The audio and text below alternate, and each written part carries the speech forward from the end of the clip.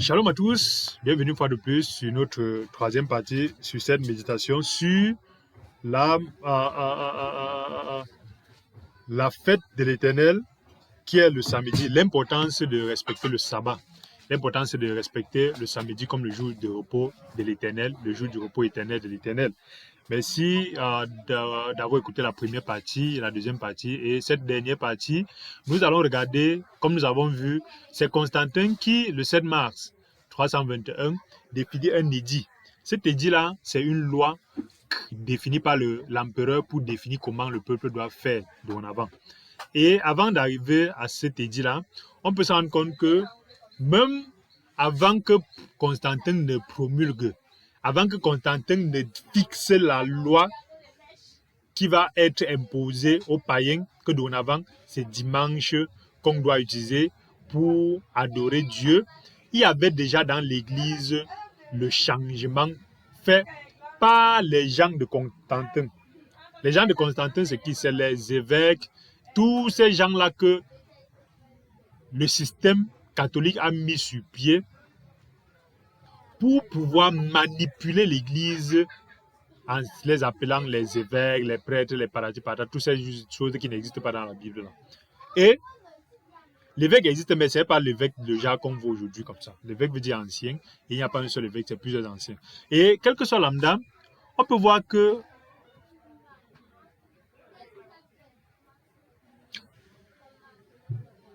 l'Église est arrivée à vénérer le jour du soleil, qui est Sunday.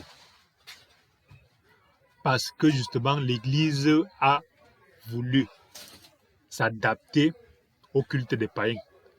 Aujourd'hui, un des combats qui détruit l'Église, c'est la capacité de l'Église à refuser de rentrer vers ce que Dieu dit et de suivre plutôt les habitudes qui ont été prises des païens et de spiritualiser ces choses-là.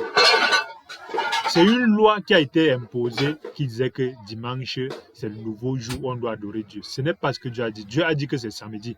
Et nous avons vu que lorsqu'on regarde la parole de Dieu, et particulièrement une étude simplifiée et profonde de Luc 23, nous montre effectivement que le premier jour, le jour où Yeshua ressuscite, c'est le dimanche. Ça veut dire que le septième jour, c'est donc le samedi. Effectivement, depuis l'origine, Dieu a tout fixé que le septième jour, c'est samedi. Et le rôle de l'Église, plus tard, c'est juste, au lieu de venir du côté de Dieu, ils ont voulu faire la sagesse, d'utiliser les méthodes du monde pour pouvoir s'en sortir et ne pas avoir les problèmes avec les païens. La Bible dit clairement que le sabbat veut dire septième jour et que ce sabbat-là, c'est l'équivalent de ce qu'on appelle le samedi. Et pour ceux qui parlent l'hébreu encore, ça a plus de sens. Mais puisque nous ne sommes pas en train de ramener les choses selon le système hébreu, nous sommes en train de voir que la formulation de revenir imposer dimanche pour gagner le cœur des païens, c'est justement parce que les païens adoraient le dimanche ce qu'on appelle le dies Saturnis. Le dies solis plutôt. Le dies solis. Le dies solis, c'est donc ce dimanche-là, et c'est ça qu'on appelle le Sunday. Dès la fondation du monde, Dieu n'a pas changé. Yeshua est mort un vendredi, le jour de la préparation du Shabbat, et il est resté au tombeau le jour du Sabbat. Ce vendredi-là, il est resté, et il est resté aussi le deuxième jour qui est le jour du Sabbat, et le troisième jour, il est ressuscité, le dimanche, et la Bible dit clairement c'est le premier jour. Donc il n'y a donc pas d'ambiguïté à se dire que est-ce qu'on ne peut pas dire que le dernier jour c'est tel jour, le premier jour c'est tel jour, non, et ainsi de suite. La parole de Dieu dit aussi dans Acte 20, verset 7 que le premier jour de la semaine, nous étions réunis pour rompre le pain. Alors, la Pentecôte nous parle du fait que beaucoup de personnes ont confondu le fait qu'on peut se réunir même le premier jour de la semaine, on peut se réunir n'importe quel jour.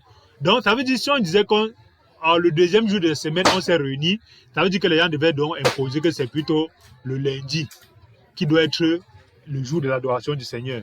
Donc, on peut se réunir n'importe quel jour et c'est important de le savoir. Mais c'est à partir des années 321 que le changement a été fait par les catholiques pour pouvoir imposer le jour païen. Que ce jour païen-là doit être le jour où on doit adorer Dieu et faire quitter donc du sabbat vers dimanche. Et en réalité, Constantin n'a même pas dit que changer le dimanche, changer le jour-là, et il n'a même pas dit que, attends, on peut même dire, je peux même supporter Constantin en disant que, il n'a pas dit que n'adorez pas samedi, adorez dimanche.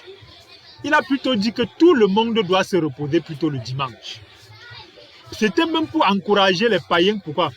Parce que ça permettait aux païens de pouvoir se reposer en même temps le même jour qu'ils adorent le Dieu païen. C'est juste donc que la prédication de la parole ayant fait que le maximum de chrétiens s'étant christianisés, ils sont retrouvés en train de se reposer plutôt aussi le même jour que les gens qui adorent, qui se reposent le jour qu'on adore le Dieu païen. Donc le jour, c'est un peu comme si on dit que on va se reposer mercredi pour adorer Astarte. Et les chrétiens arrivent aussi à se retrouver en train de se reposer aussi ce jour-là pour adorer Astarte. Et ils fixent donc le jour de réunion qu'ils vont faire, c'est plutôt donc le mercredi. Et de fil en aiguille, on se retrouve donc en train d'adorer Dieu plutôt le mercredi, en oubliant que le mercredi, c'est le jour du Dieu Astarte. C'est ce qui s'est passé avec Constantin. Ce n'est pas qu'il a dit que changer samedi en dimanche, c'est qu'il a fixé des choses qui ont été prises donc par Satan pour définir cela. Et c'est au concile de Laodicée, parce que les deux conseils importants qu'un chrétien doit savoir.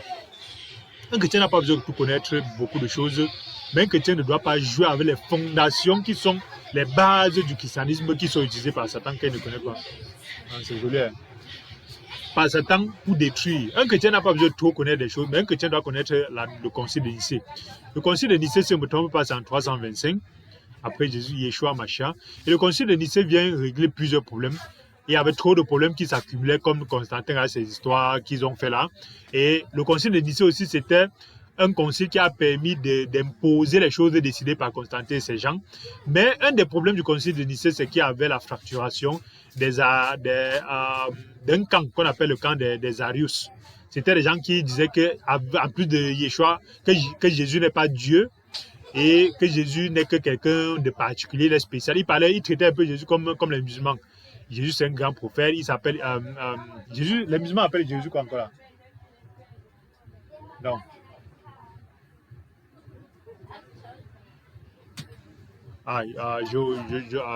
Comment ils appellent Jésus? Issa, voilà, Issa. Il appelle Jésus Issa bin Mariam. Donc, Issa, fille de Mariam. Issa bin Mariam. Myriam, oui. Et puisque, pour ne pas t'éloigner, Abraham, c'est Ibrahim. Salomon, c'est Suleiman. Moshe, c'est Moussa. Issa, c'est Yeshua. Marie, c'est Myriam. Tous ces éléments-là, ce n'est pas parce qu'on a fait tous ces rapprochements-là qu'on va venir refuser que Yeshua est Dieu et on va dire non, n'est-ce pas, ils sont quand même les mêmes noms que nous, n'est-ce pas, on a le même ancêtre qu'est Abraham, Parati Parata. C'est pour ça qu'on fait la même chose, c'est ces abominations-là qu'on a dans le corps de Christ. Et les Arius, les gens du camp d'Arius étaient donc en train de dire que Yeshua est bon, il est puissant, il a fait beaucoup de miracles, mais ce n'est pas Dieu. Et c'est des choses comme ça qui étaient en train de prendre de l'ampleur. Et en fait, il y avait les Alexandrins, les gens du camp d'Alexandre qui disaient que non, Yeshua est Dieu. Et si on change ça, ça veut dire qu'on a tout changé. C'est la même chose comme l'abomination que les gens disent que Yeshua a porté le péché aux Jourdains. Changer, ça veut dire que pendant les 3 ans, le gars avait le péché. Ça veut dire que tout ce qui a été fait comme miracle, c'était un pécheur qui a fait ça. Ça veut dire que nous croyons à un Jésus pécheur, alors que la parole de Dieu dit que c'est à la croix que le péché est tombé sur lui. Comme ça, pendant 3 heures, il y avait l'obscurité, il y avait le noir. Et depuis Ésaïe, qui est aussi Isaïe, depuis Ésaïe, il a dit que c'est l'Éternel qui a fait retomber sur lui l'iniquité, sur nous tous à la croix. Et Pierre dit encore ça. Donc, c'est Dieu lui-même qui a fait retomber. Mais certaines personnes viennent dire que c'est Jean-Baptiste qui a baptisé pour faire retomber par la Tipata. En disant que Jean-Baptiste n'est pas un sacrificateur pour représenter, pour porter le péché du monde et mettre ça. Ce n'est que le sacrificateur qui mettait ça sur le truc, sur la tête de l'agneau. Bref, ce sont des choses. Et l'autre chose, les gens qui viennent dire qu'on perd le salut. Ils pensent que c'est une petite parole, que non, on peut choisir qu'on accepte ou on n'accepte pas. Dit qu'on perd le salut veut dire que Jésus c'est un faiblard, c'est un rienton, un menteur, un incapable. Vous croyez en quelqu'un qui perd le salut? Quand Satan vous fait accepter qu'on peut perdre le salut, ça veut dire que celui en qui vous croyez c'est un faiblard incapable de faire ce qu'il a dit. Il dit qu'il va aller vaincre la mort pour vous. Mais une petite âme, on vient reprendre ça de ses mains. C'est donc cette abomination que Satan prêche dans l'église. Et les gens pensent donc qu'on peut négliger ces petites choses-là sous peut-être que c'est pas si grave. Et c'est ça qui fait donc que le fait de changer le jour du repos en dimanche, c'est une abomination qui détruit le corps de Christ et qui amène un péché extrêmement grave dans le corps de Christ. Parce que le fait de servir le soleil le dimanche en prétendant qu'on sert Dieu, c'est une abomination. Et le fait de mépriser le sabbat, alors que le maître du sabbat est en œuvre. Yeshua lui-même dit que mon père est à l'œuvre, c'est pourtant moi je suis à l'œuvre.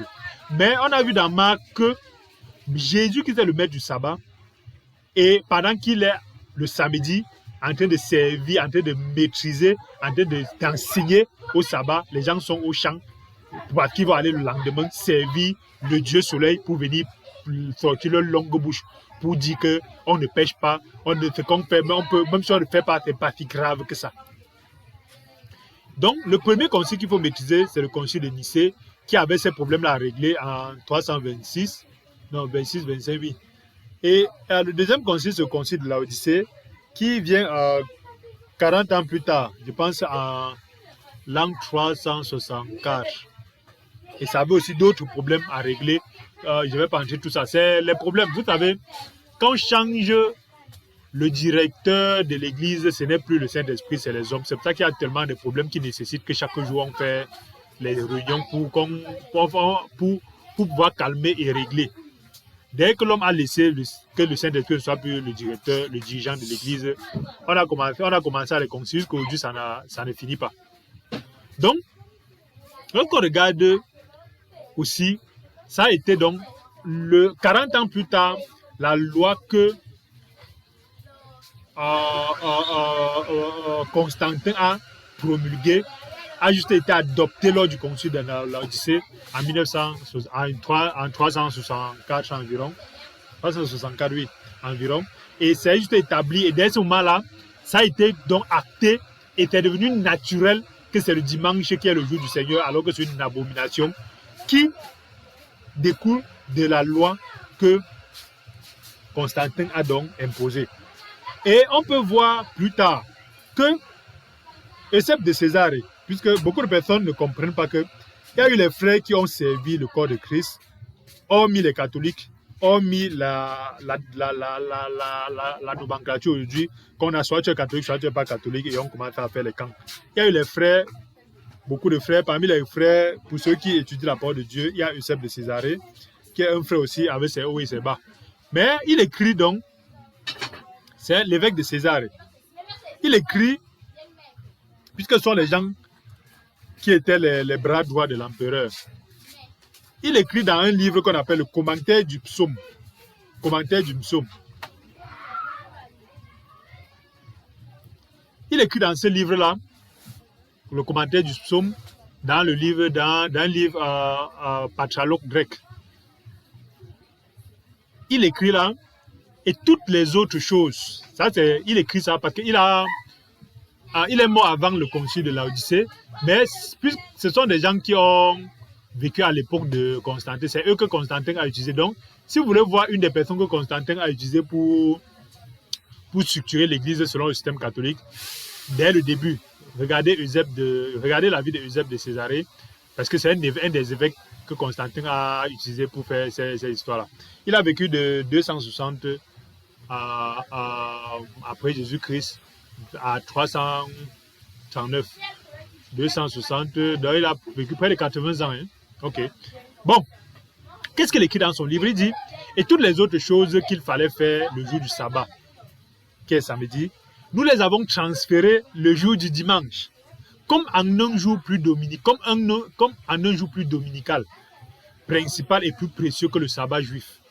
Vous voyez, ils ont essayé de faire croire que le sabbat venait des juifs. C'est donc pour ça qu'ils ont dit que, puisque nous ne voulons pas qu'on nous traite de juifs, c'est pour ça que nous avons transféré toutes les adorations qu'on devait faire le samedi, en tant que chrétiens, nous avons transféré ça le dimanche. Car ce fut le jour de la lumière, après que lors de la création du monde, Dieu dit que la lumière fut, et pareillement, il s'est levé pour nous âmes le soleil de justice. Tu vois donc qu'il amène la raison pour laquelle ils ont transféré ça. Première raison, c'est qu'ils fuient, qu'on les traite de juifs, comme si le sabbat était lié aux juifs. C'est qu'on a aussi les gens disent aujourd'hui. Il y a certaines personnes qui ouvrent encore leur bouche aujourd'hui parler de ça, que le sabbat est pour les juifs. Deuxièmement, ils prétendent que c'est parce qu'ils sont en train d'adorer le fait que quand Dieu s'est reposé le 7e jour et que le lendemain qui était le premier jour, ils prennent ça comme si c'est le soleil qui est en train de se lever sur leur âme. Vous voyez cette capacité que les catholiques avaient et ont toujours aujourd'hui de justifier les abominations païennes avec les colorations bibliques et les corrélations des choses de Dieu. Tout ce qui est abomination dans le système aujourd'hui découlant du catholicisme, même si c'est le système protestant, vient des justifications, des choses que j'ai suivi. Les gens nous disent que l'homme doit aller avec l'homme parce que Dieu est amour et tout type d'amour doit être protégé et que Dieu ne peut pas se lever contre l'amour. C'est pour ça qu'eux ils peuvent donc célébrer le mariage entre les hommes et les hommes, ces abominations. Mais voilà déjà dans ce livre-là que dès ce moment-là, les évêques qui ont entouré Constantin, eux, justifient déjà pourquoi ils ont changé le jour du Seigneur dans le corps de Christ de samedi à dimanche. Beaucoup de personnes viennent justifier comme s'ils étaient spirituels, alors que c'est les réflexions humaines depuis Eusèbe de César. Et en plus, ils ont allé donc juste conseiller Constantin de faire un édit. Et quel est l'édit de Constantin? L'édit de Constantin, je vais lire ça, c'est un édit qu'il a, c'est dans la loi numéro 2 du livre 3, d'un livre qu'on appelle le Codex Justinianus. Le Codex Justinianus. Et à l'intérieur, qu'est-ce qu'il dit? Il dit, pour que les gens comprennent l'importance du fait que ça vient de depuis, voici la loi exacte. Je vais lire.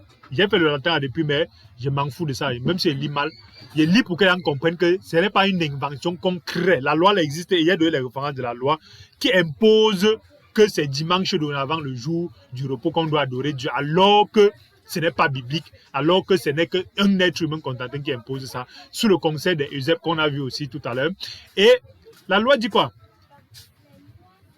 Imperator Constantinus a Elpidius. Donc l'impérateur Constantin, il dit telle chose, le voit, il parle, il gang, il parle, il gomgue. Omnes iduces urbanuques plebes et atum officia cumtarum venerabilis dissolis. Vénérable, ça vient de vénérabilis, dissolis. Vénérer le jour du soleil, qui est dimanche. Qui est scan? Où c'est qui est ça, où c'est qui est scan? Je ne suis pas dedans. Ruritamen positi agronum culturare libere licenteke inservien kenum frequenter evenit ut no alius aptus difre frumentus solius us venias crobitus commenderus us occasiones momentis peras commoditas calestis provenios concessas. Monter de ça, ça ne m'intéresse pas. C'était pour que les uns et les autres comprennent que ce n'est pas une invention du fait que c'est l'œuvre humaine de Constantin et des évêques qui a changé le sabbat en dimanche. Et aujourd'hui, venir mépriser l'Esprit de Dieu qui a défini dès le début que c'est samedi pour suivre l'œuvre humaine de dimanche et servir en ce même temps le système catholique et venir ouvrir la bouche sur le pape. Vous servez les choses des catholiques, mais vous venez. La traduction en français dit quoi? Que tous les juges, les plèbes des villes et les corporations de tous les métiers se reposent le jour du vénérable soleil. Que le jour du vénérable soleil, tout le monde doit respecter ce jour-là, il se repose. C'est donc pour ça que tout le monde se respectant ce jour-là, même le chrétien se retrouvait en train de respecter ce jour-là. Et c'est donc pour ça que les chrétiens ont donc laissé la veille qui était le samedi où ils adoraient l'Éternel pour venir donc fixer leur jour d'adoration plutôt ce jour-là. Et c'est donc à cause de ça qu'on a jusqu'aujourd'hui le dimanche. Et c'est une loi qui est faite jusqu'aujourd'hui. Frères et sœurs, faisons attention. Lorsqu'on parle du samedi, il ne faut pas prendre ça à la légère. Revenons au canevas de Dieu. Revenons aux bases bibliques. Revenons à l'adoration de l'Éternel. Ayons confiance à l'Éternel qui, malgré le fait que c'est difficile, malgré le fait qu'on est habitué, a prévu pour nous le jour où on l'adore, le 7e jour qui est samedi, il a prévu pour nous la veille qu'il doit nous donner la double portion. Que ce soit le travail de coiffure, le travail au chantier, le travail au champ, le travail, ayons l'assurance que l'Éternel qui germe la semence, ce n'est pas le samedi, notre travail du samedi qui fait germer la semence, que l'Éternel qui garde notre travail, ce n'est pas en travaillant trop le samedi qu'on va te payer bien ou que ton travail va être maintenu. L'Éternel dit, celui qui garde la ville, celui qui construit la maison, que celui qui bâtit en vain. Celui qui garde la ville garde en vain. À peine vous levez-vous tôt le matin, vous couchez-vous tard le soir, mangez-vous le pain de justice, non, le pain de douleur. Il en donne autant à son bien-aimé pendant son sommeil. Frère, appliquons ces paroles-là. C'est psaume combien? 127, je pense.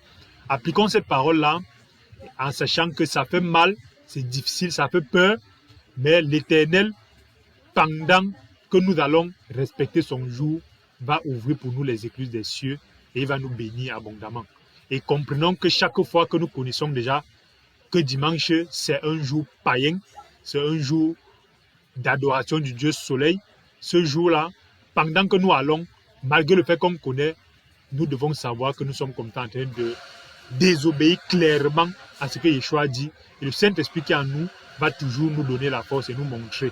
Pour ceux qui ne sont pas clairement convaincus, le Saint-Esprit va faire son travail. Pour ceux qui sont convaincus mais qui justifient, que l'épée de Dieu fasse aussi son travail pour séparer la moelle, les os, et ainsi de suite. Merci d'avoir écouté ce partage. Si ce partage vous a béni, n'oubliez pas de vous abonner. Moi, c'est VCU, le philosophe de Yeshua. Merci de vous abonner, de cliquer la cloche de notification et de vous abonner continuellement à Simama parce que c'est ensemble, ça me fait plaisir, ça nous fait plaisir. C'est ensemble que nous pouvons aller loin et impacter pour que lorsque nous partons, on puisse dire par derrière, nous avons combattu le bon combat. Partageons pour combattre le bon combat. Shalom.